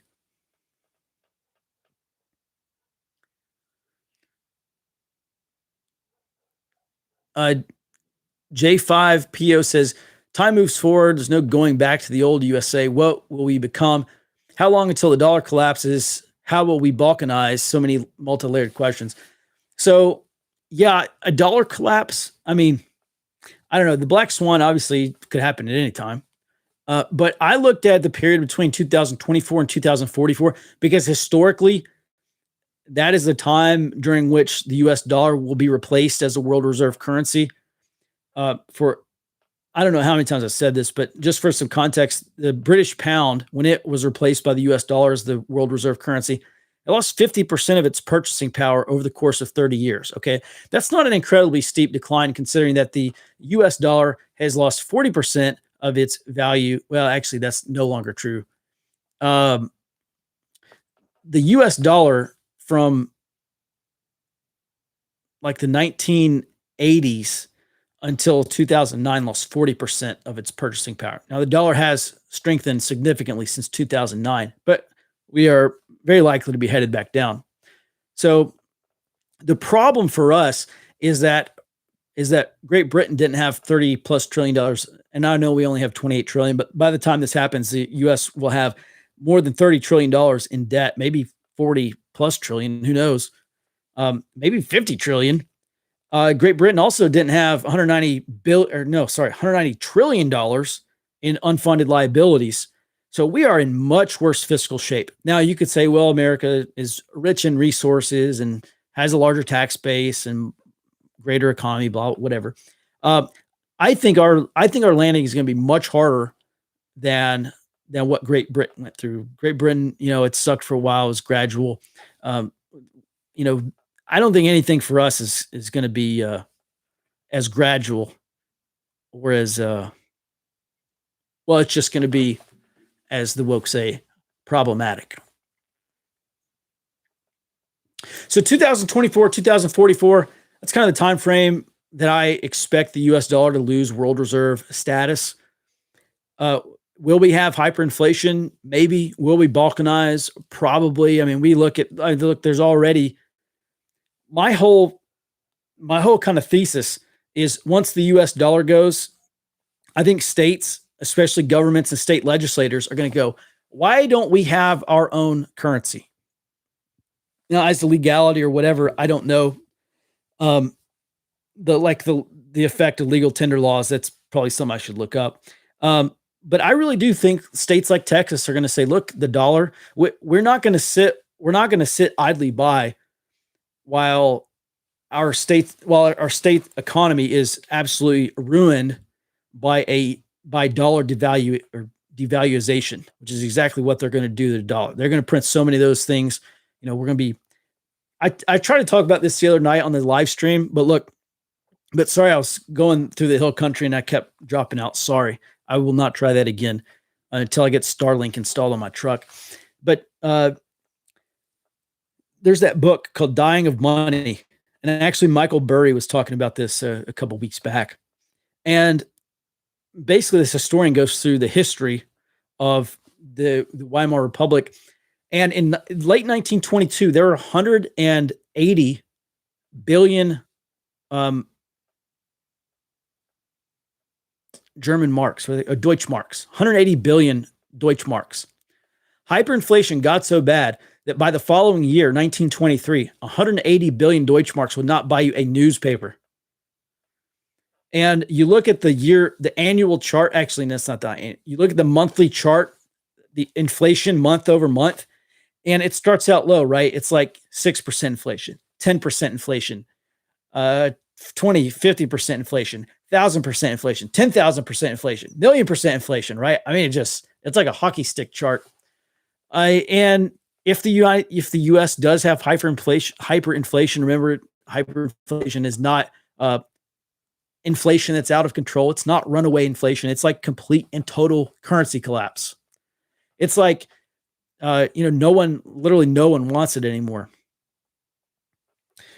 And I think as we get close, I don't know that hyperinflation is the most likely scenario, but it absolutely could happen. Like a couple of people kind of sent me nasty grams or made some snide comments on my last time I talked about hyperinflation.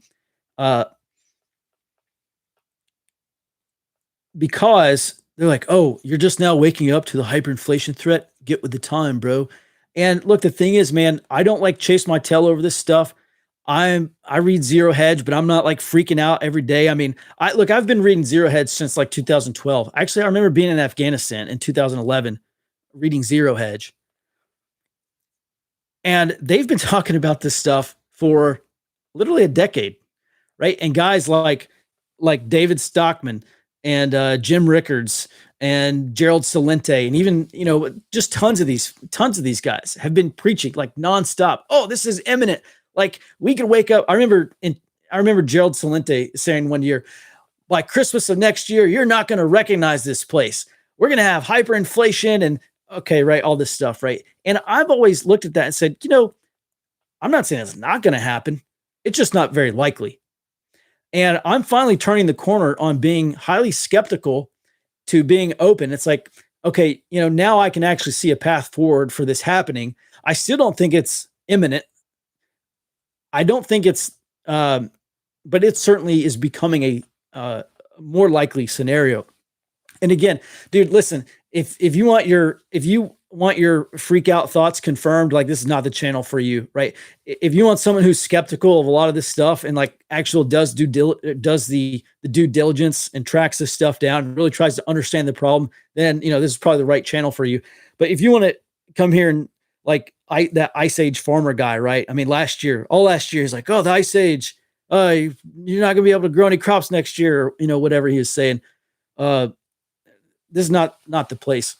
I try to be like very even keeled and rational and calm as I look at this stuff. And all this is to say, I'm becoming more concerned about hyperinflation. I'm not freaking out about it yet, but frankly, at this point, I do somewhat expect it in the future. I just don't know when, but we could still have 5, 10, 20 years of the stuff that we're having today. Now, obviously, as you get closer to 20 years out, the likelihood, compounded probability, right? If there's like a 1% chance every year, well, over the course of 100 years, there's going to be a 100% chance. And, I can't put a likelihood on if we'll have hyperinflation, but I certainly don't like the stuff we're seeing now. And we'll move on to another topic. So at any rate, how will we balkanize? I think it goes back to money. I think it goes back to the currency. A governor, a state legislature are going to say, look, don't give us dollars anymore. We're going to create, like in Texas, maybe we'll have the Lone Star. I think, maybe in 5, 10 years, especially with, I look at the concept of having digital currencies in 5 or 10 years is just on its face kind of seems preposterous, but man, the rate at which this technology is advancing. Now there's like whole countries that are, China has a digital currency, and Ukraine they just partnered with, was it like Chainlink or Stellar Lumen or something like that, to build a national digital currency. So, and actually now Jay Powell, for a long time, he said, no, we don't need a national digital currency. Now they're actually talking about having a digital currency, which is basically just a central, they call it a central bank digital currency, CBDC. So at any rate, but seriously though, what is stopping Texas from spending money to build a statewide cryptocurrency that's accepted? I don't know, other than the political will. Technologically, absolutely nothing is stopping them. They could start on this thing tomorrow if they wanted to. But listen, Texas today is not the same Texas of 20 years ago. So I just, my expectations for the state are somewhat dampened now. All right, let's see here.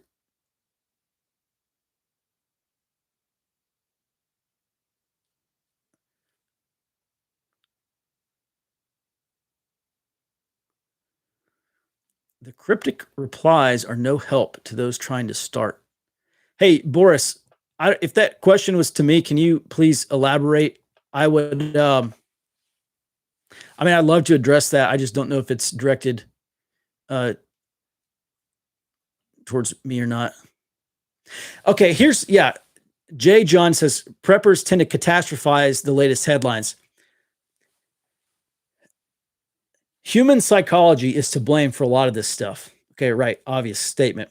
I think for a lot of people, the concept of us having a total collapse and starting all over is psychologically, I think it feels better than facing the likely reality, which is that life's going to be really shitty for the next 20 to 40 years. I think the concept of like, hey, all these problems go away if this place just collapses to the ground. And, we look at, history just doesn't, in most cases, history says that's not the most likely scenario. The most likely scenario is that life is shitty for a lot of people, and the good guys don't always win. And yeah, sometimes you give the next generation a world much, much worse than the one that was given to you. And my concern is that's exactly what's going to happen. Now, I'm somewhat optimistic about the future, because if we have the will, and if we wield the soft power required, we actually can create a better place than what we live in now. What history tends to show us in most cases, and look, you got to understand, the American Revolution was like one of the few exceptions to the rule. The rule is that humans tend to trade one tyranny for another. Now, given our hindsight, given that we know what we can go back to, maybe we'll continue to be the exception. But was that quote by, was it Jefferson, or I forgot who said it, but oh gosh, dang it. It was right on the basically like God, dang it, something like, God is a just God, and when I look at this country, I weep, or I don't know, something like that. I'll have to go back and look it up. It's a great quote. But yeah, holy cow. Okay, Joseph asks, how did you learn to take emotion out of your intelligence process? Man, that's such a great question. And I think that we would be, uh, I think we'd, well, I know we'd all be better off if we could do this. So I used to be that guy, right? Back in 2008, I was a sergeant in Iraq and I read survival blog like every day. I listened to Alex Jones every day and I was freaked out every day. Now keep in mind, like albeit a young intelligence analyst, I'm still an intelligence analyst. And, I was very concerned that the United States was going to collapse and I would be stuck in Iraq and basically all the soldiers would be stuck in Iraq. And, who knows how we would get back home. Right. And then who knows how the country would react once they knew that, and remember, this was the financial crisis. This was like the big question mark, some very dark days for the country. And even I was susceptible to that. And one of the things that we try to do in intelligence, look, being a good analyst is you have to, two things, right? Number one, you have to be a subject matter expert.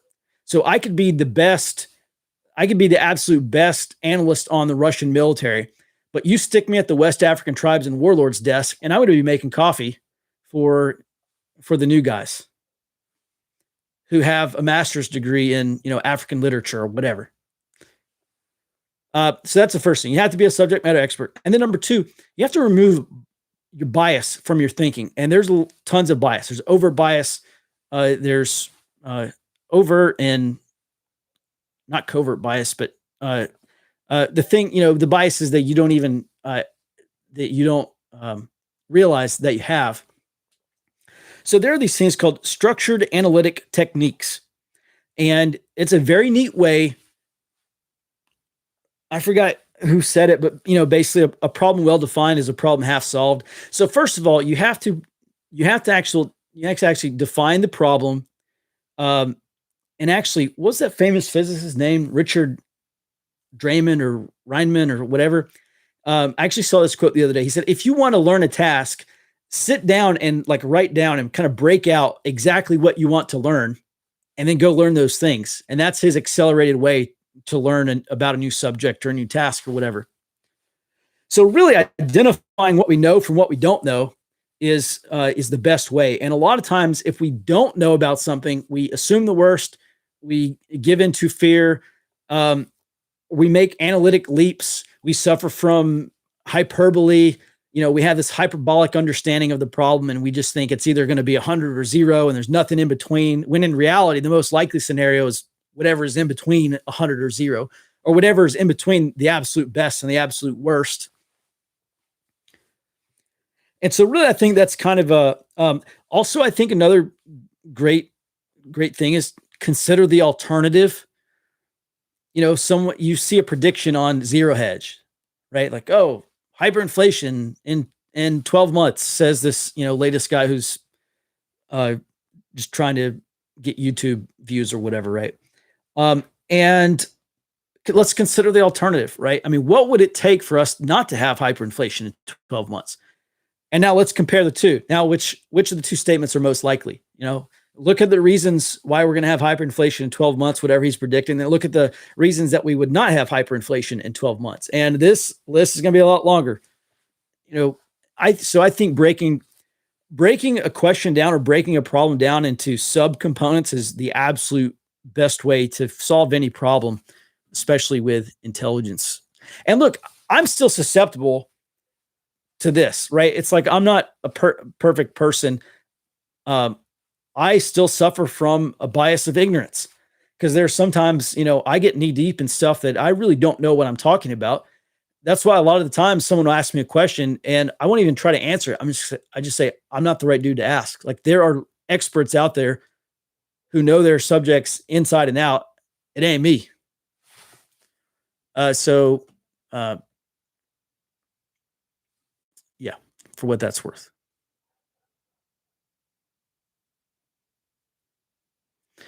Let's see here. Where is another question? What role do you feel uncontrolled illegal immigration has played in making the Texas of today less than the Texas of 20 years ago? Oh yeah, I mean, obviously it's a it's a mass migration and uncontrolled illegal immigration is a massive problem for Texas. So a couple of things.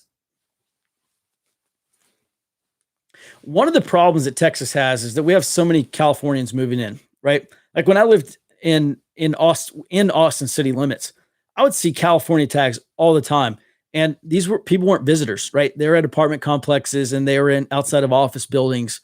And so, it's amazing, right? I mean, Abbott, we started calling him King Abbott. Uh, King Abbott invites all these Californian companies into Texas, and they bring their thousands or tens of thousands of Californian employees with them. And these people were probably a lot of them were probably California transplants anyway, moving to California for one reason or another. But we bring all these people here, and then it's like, hey, why is Texas turning purple? I think that's one reason. Also, another reason. Well, yeah, there's just the migration in general, right? From coastal liberal areas to heartland, more conservative, lower tax, lower regulation, lower cost of living areas. I think that's the major driver. But yeah, I mean, obviously, illegal immigration has played some role. Chain migration probably played a really big role, right? Some woman who's 8.9 months pregnant, jumps across the border, has a baby. It's a U.S. citizen. And now when that baby turns 18 or whatever, they can begin the process to naturalize their parents or whatever happens. But the chain migration thing, right? One person gets over here and they can sponsor their parents and they can sponsor their aunt and uncle and their cousins. And, now one person in the immigration pipeline turns into 10 or 20 people in the immigration pipeline. So I think that's one thing. Oh yeah, Joseph says unconscious bias. Yeah, great, thank you. Yeah, there's overt bias and unconscious bias, as what I was talking about earlier.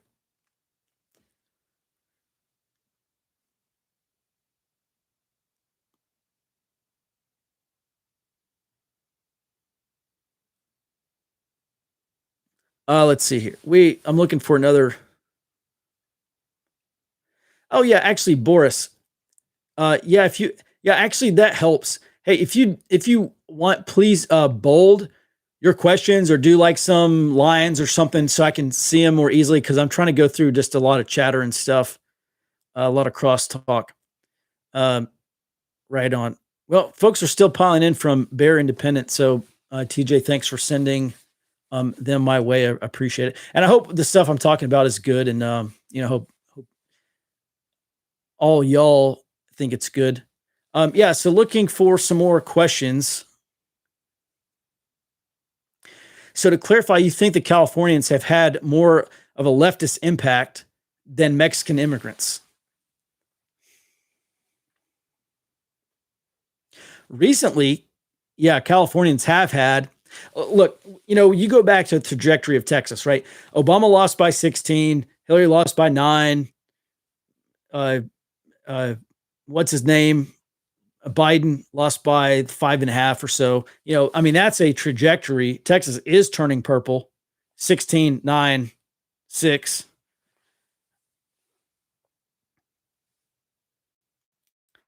So listen here. Comparing Texas of today with Texas 20 years ago, are we talking about culture? We're talking about voting patterns. Like be specific. I'm really talking kind of like the politics of Texas. Obviously, immigrants come here, they have kids here who become U.S. citizens. And, I see this all the time on Democrats and the left. They're like, my family came here for a better life, and I'm immigrant, and I'm a pro-immigrant, and I'm going to do everything I can to make sure we have even more immigrants. And, it's like immigrant is like a new identity, right? Like you wrap yourself in this immigrant identity. And a lot of those people ignore that they're changing the culture of this country, right? It's like if you have a prepper group, I wouldn't just be like, oh yeah, hey, 100 people, come join my prepper group, right? Because there's no way I could protect the culture. There's no way I would have, any control over, how close we are, how tight knit. Obviously those bonds, the core bonds are still there, but the bond of the group in general is just absolutely shattered when you add all these strangers. If you're going to have immigration, obviously it's much better if you're gonna have immigration into your prepper group, right? Obviously, it's much better to add them very slowly, right? Get them ingrained to the culture that you're trying to build there, the positive culture. Recommended reading list for background knowledge. Aha, yes. Well, background knowledge on what? Because there's a lot of books you can read. Actually, I don't know that I can screen share this, but let's see here. I just published. Actually, if you go to Instagram, my Instagram handle is Gray Zone Award. Head over to Instagram. I literally just posted a reading list, and it's by no means complete, but it is an initial reading list, and I'll bring it up and I'll tell you. Okay, so one of my absolute favorite books, and don't shoot the messenger on this, but it's Team of Teams by retired General Stanley McChrystal. Now, personally, I think he's a bozo in terms of politics. I have a great amount of respect for what he did in the Army, and obviously, Team of Teams is a fantastic book. I highly recommend you read it. There's so many lessons learned for SHTF. This is not an SHTF book, but look, you'd be much better served by reading Team of Teams than you would be by reading a prepper fiction novel. You know, he talks about how he was a commander of JSOC, and he's talking about being in Iraq, and the JSOC that deployed to Iraq is not the organization that they actually needed to carry out their mission. Joint Special Operations Command, right? The tier one dudes. And so he says, rebuilding JSOC while in Iraq was like rebuilding an aircraft once it was in flight. And I look at preparedness groups, especially preparedness groups that don't stress intelligence, people that want to argue about what's better, 9mm or 45 ACP, and they haven't done an area study. Those dudes are flying in a plane, and that thing's going to start falling apart once they go through any turbulent SHTF without rule of law, period. They're going to find that they're going to have to very quickly rebuild their aircraft in flight if they want to make it to the other side. Now, I read this, and I think it's a fantastic analogy. When you are equipped with intelligence, when area study, when you do the threat analysis, you know, when you gather information, assess it for veracity, separate the good from the bad and the ugly, and then draw some conclusions on that accurate information, actually build intelligence, create intelligence, you're going to learn exactly what you should be preparing for. So you can make sure that you build your organization before you take off. You're not going to have to rebuild that airplane in mid-flight, right? You're going to know, you may not know exactly, but you're going to have much more realistic expectations of the future if we just take some time and do a little bit of intel work on the front end. The back end will be much, much better for us. So that's the first one. Team of Teams, fantastic book. There's a bunch of ones on here. It kind of depends on what you want to read about. I tell you, a book that I really liked is Political Tribes by Amy Chua, Political Identity. Let's see. Another one, and these are under politics and culture. But actually, I just finished this book like last week, Return of the Old Gods by R.R. Reno. And that book is mainly a history book. He talks about Popper and this whole concept of the open society. And Popper was a professor of George Soros. You may have heard of that guy. And really Popper's ideology and Popper's writing on the open society was what got George Soros going down that path. So really most of the book, Return of the Old Gods, it really talks about how the period between World War I and World War II so greatly affected the West that it created the effects that we are seeing now. It was a good book. And basically, just real quick, the old gods, in one part of the book, he says there is no truth, only meaning. And that's the postmodernist, social justice warrior, open society type of thing, right? There is no truth. You've probably heard this before.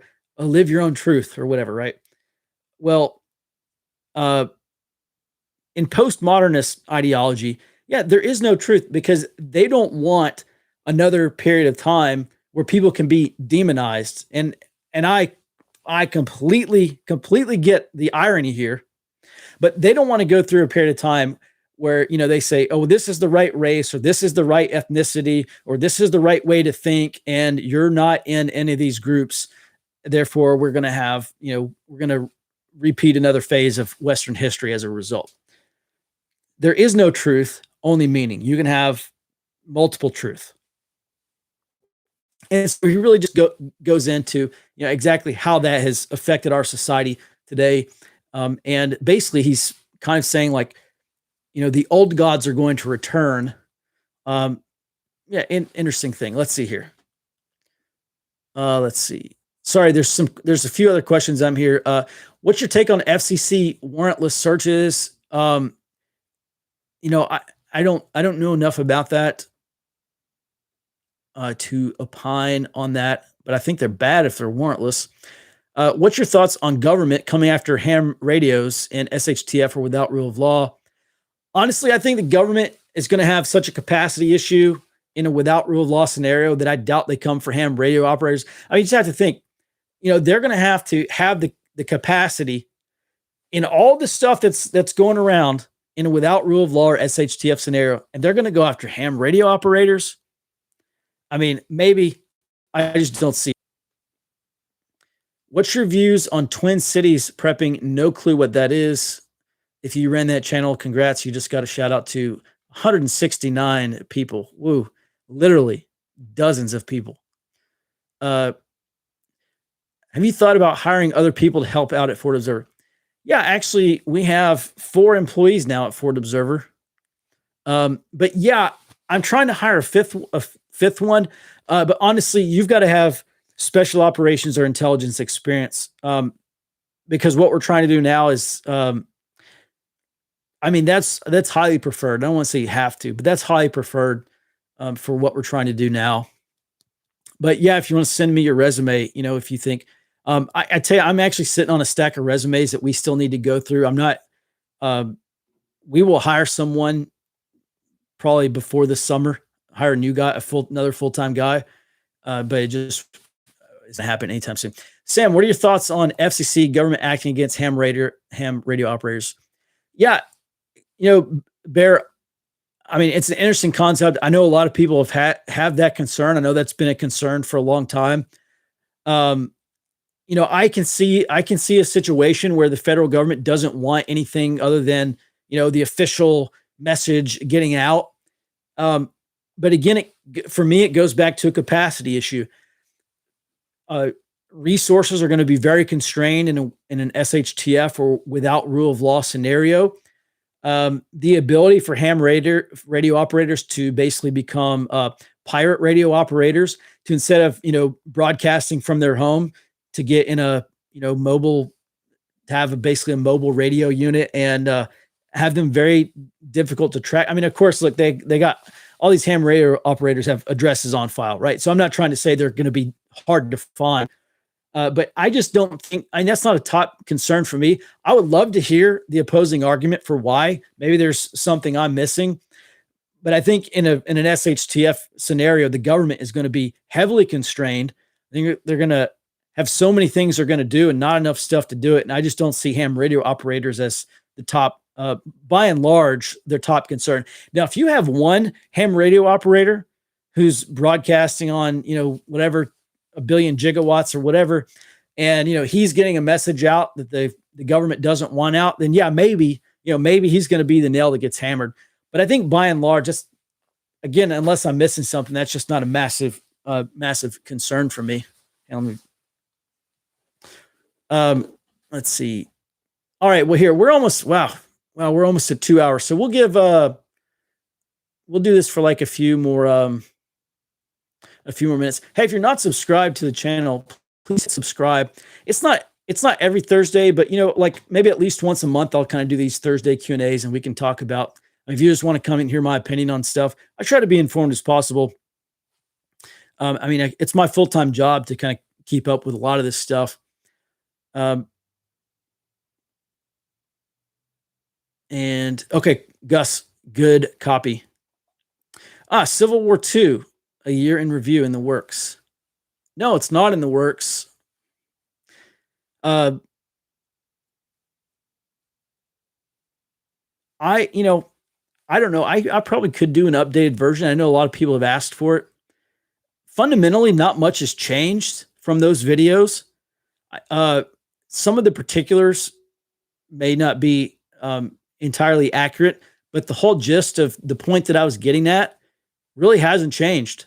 I don't think we're going to have a massive conventional civil war in this country. I think it's going to be primarily irregular. It's more likely to be, it will be local and in some cases regional, right? I was actually thinking about that the other day. If a civil war did kick off in rural Brazos Valley, Texas, where I live, like I would have to travel to go get in a gunfight with someone, So, I think a lot of places are in some cases, life might go on as usual as much as you can during a low intensity conflict. But I think a lot of this stuff is going to be limited to the cities. It's going to be limited to where political races are very close, basically where these races are a top up or a toss up. And there's a lot of political friction in most places that are heavily blue or heavily red. I don't know. I don't think there'll be, I mean, I could be wrong. And of course I don't want to generalize because this country's so large and it varies geographically and culturally. And there's just a lot of factors to consider here. I just don't think we're going to be in a massive shooting war against ourselves. I think it's going to be local and regional and probably three-way, right? Probably political group versus the state. And actually, it will be a lot more than three ways because there's going to be a lot of opportunistic violence. But all this is to say, fundamentally, nothing has changed from those videos, I don't think. And, maybe I should go back and, I'll go back and watch those videos and maybe take some notes and maybe do another one.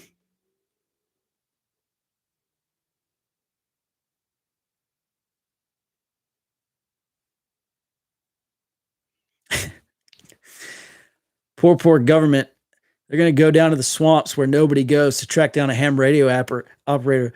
Boudreaux's in the trees. Okay, now that's funny.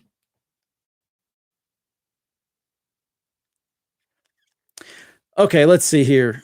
We just have a couple more minutes. Yeah, Rich says Americans are way too soft to have Civil War II. Yeah, a couple of things. I think right now America, it really is, well, I think what we have to understand is once the shooting starts, there might be a period where we can turn back, like if everyone just stops. Once active shooting starts, like organized political violence starts, there's no coming back from that. I think most Americans do not have the stomach to do that. That's why we see time and again in low intensity conflicts, whether we're talking about Chechnya or the stuff that happened in the Yugoslavia, in Yugoslavia, the Chechens, the Serbs, the Bosnians, even in Afghanistan, we're talking about a fraction of 1% of the populace fighting at any given time. And I know in America, that's a large number of people, but you have to understand they're dispersed. And we're just not talking about, I mean, there may be widespread violence, but I don't think most Americans have the stomach to go out and do this. And certainly not day after day after day after day, unless there is a real threat. And, if there's a real threat that makes people believe that type of activity is necessary, then they'll go out and do it. I just don't think most Americans have it in them to do that. My personal opinion. My Instagram is at Grayzone, or not at, I don't know, whatever. It's just Grayzone Warlord. I'm on Instagram, and normally I just try to post funny memes and stuff. All my memes are original. I don't I don't screenshot anyone else's memes.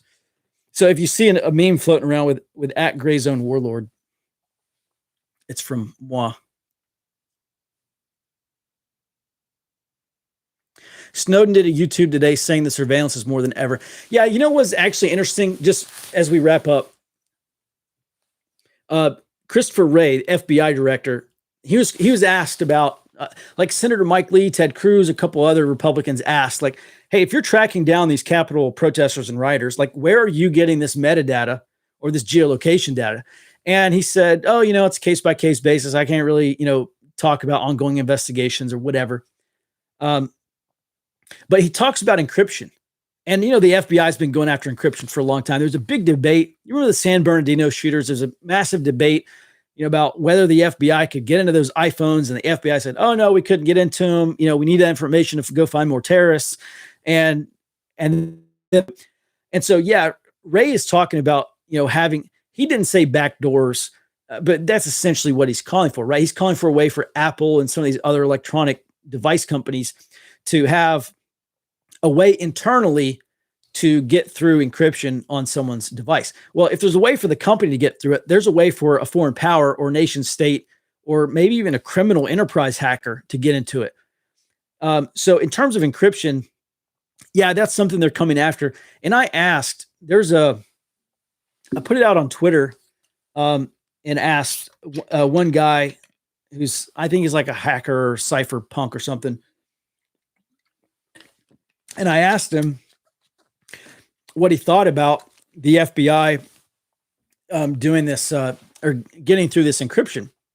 And he said, it would probably cut down on bulk surveillance. Like, they're not going to be able to bulk de-encrypt a bunch of devices like all at once. But he said targeting a specific device, he's like, yeah, basically there's no problem. I forget exactly what he said, and I think it's accurate. But he basically said, look, targeting a specific phone is going to be no problem, but it probably isn't. They probably don't have the capability to like bulk decrypt tons and tons of devices. All right, so that's it, guys. That's 2 hours. Thanks for hanging out. I enjoyed this. Be sure to subscribe to this channel, and I don't know, whatever other people say when they get done with these YouTube videos. I'll be back. I'll do another one maybe in a couple weeks. Until then, everybody be well and stay out front.